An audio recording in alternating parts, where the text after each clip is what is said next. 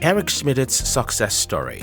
Born on April 27, 1955 in Washington, D.C., USA, to Wilson and Eleanor Schmidt, Eric Emerson Schmidt was one of 3 children, all boys. His father, Wilson, was an international economics professor at Johns Hopkins University and Virginia Tech, while his mother was a master's degree holder in psychology.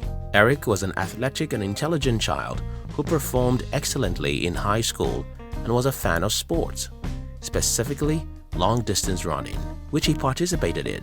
The high school he attended was Yorktown High School, located in Arlington, Virginia, and he graduated in 1972.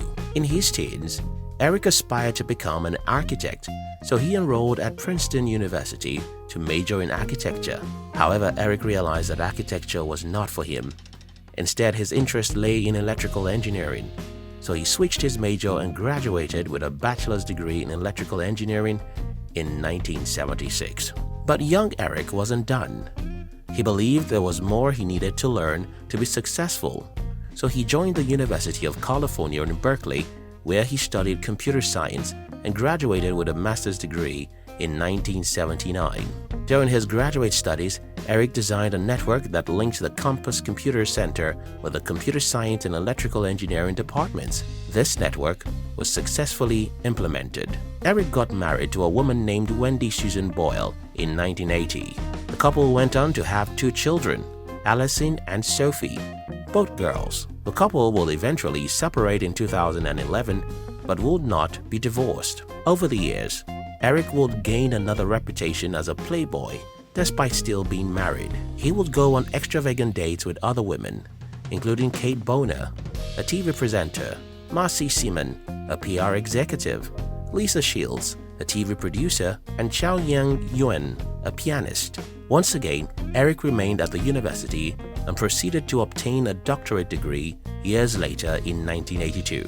The dissertation he worked on focused on the challenges of managing the development of distributed software. Even though Eric was focused on his studies, he still tried his hands at jobs. In 1979, Eric worked at Xerox Corporation in Palo Alto, California, where he worked with Mike Lesk in rewriting a program used to generate lexical analyzers for the Unix computer operating system. The program was called Lex, and Eric worked tirelessly to convert it into an essential tool for compiler construction. Of course, the ambitious young man didn't stay at the job for long. He was soon hired by Sun Microsystems, a company just 1 year old, as its first software manager in 1983, right after the completion of his doctorate. Eric was finally ready to put all his theoretical education to practical use. Apart from his extensive technical knowledge, Eric also possessed a great degree of business acumen, and over the next few years he worked his way up the company ladder. In 1985, he was promoted to the position of Vice President of the company's Software Products Division. 3 years later, in 1988, he was promoted to the Vice President position of the company's General Systems Group. By 1991, when Sun Microsystems underwent a reorganization, Eric, who had proved his worth and gained the reputation of a highly efficient business executive, became the president of one of its branches, Sun Technology Enterprises. 3 years later, in 1994, Eric returned to the main branch, Sun Microsystems, and was given the position of Chief Technology Officer. Here he participated in the creation of the Java programming language and passionately promoted its use. In 1997, Eric became the chairman and CEO of the Novell board, which prompted his exit from Sun Microsystems. Now, Novell Incorporated was in dire need of some innovative leadership because its NetWare Networks operating system was losing sales to their rival, Microsoft NT. Eric would say, and I quote, "If you focus on your competition, you will never deliver anything truly innovative." Eric did his best to revive the company, but there was nothing he could do to completely reverse the long-term decline of the company. By this period, Eric's reputation had gone beyond the walls of Sun Microsystems and Novell. He soon caught the attention of the bigwigs at Google, which was a relatively new company at the time, who were looking for someone with extensive business experience. In 2001, the Google founders Larry Page and Sergey Brin called Eric in for an interview. They were so impressed by his knowledge and experience that they appointed him as the CEO of the company later that year. The people at Silicon Valley commented that Eric was hired to serve in the capacity of adult supervision to the younger founders who were still in their 20s, and Eric will soon be credited with the introduction of parts of the conventional business structure in the company. In his capacity as the CEO, Eric oversaw the vice presidents and the organization of sales. He also focused on the structures needed to maintain the company's rapid growth. Under his supervision, Google soon saw a quick growth and variety that turned it into one of the swiftest growing companies in the world. When Google had its initial public stock offering in later 2004, Eric was there to oversee it and was the spokesperson for the company. In 2006, Eric founded the Schmidt Family Foundation with the support of his wife to donate to several causes, chief of which involved the environment and education. The foundation also gave out grants to colleges and became known for many 11th-hour projects. Alongside his wife, Eric also established a summer school program at the University of Chicago for aspiring data scientists. It was named the Eric and Wendy Schmidt Data Science for Social Good Fellowship. By the next year, Eric had the fortune to be inducted into the American Academy of Arts and Sciences.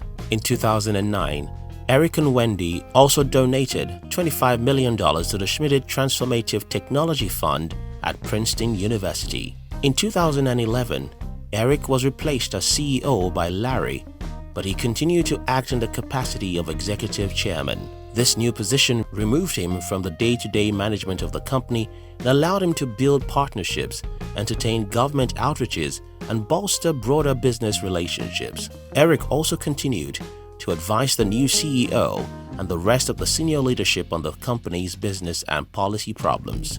4 years later, Google went through a big corporate restructuring that led to the launch of a new holding company, Alphabet Incorporated, which directly owned several other companies tied to Google.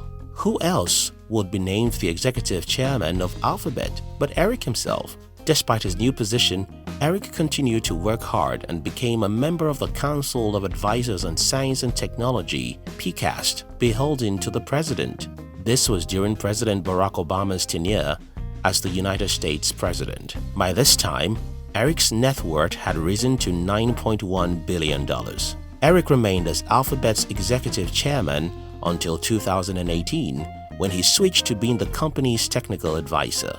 For the next few years, he worked on books to aid both new and experienced tech enthusiasts such as The New Digital Age, which he co-wrote with Jared Cohen in 2013, and Google, How Google Works, as well as Trillion Dollar Coach, the leadership playbook of Silicon Valley's Bill Campbell, which he co-wrote with Alan Eagle and Jonathan Rosenberg in 2014 and 2019, respectively. He became a major advocate for artificial intelligence and a very outspoken Democrat. To date, Eric is the 199th richest man in the world, and his life story tells a tale of a man who built his own rules and followed them while learning his limits. Thank you very much for watching our videos. We'll like to give you another interesting video for you to enjoy next. But before then, our team will be very happy if you can like this video and share it with your friends on social media. If you're new here, don't forget to subscribe so you won't miss other interesting videos like this. Look at your screen now to see 2 other videos we handpicked for you to enjoy next. We love you.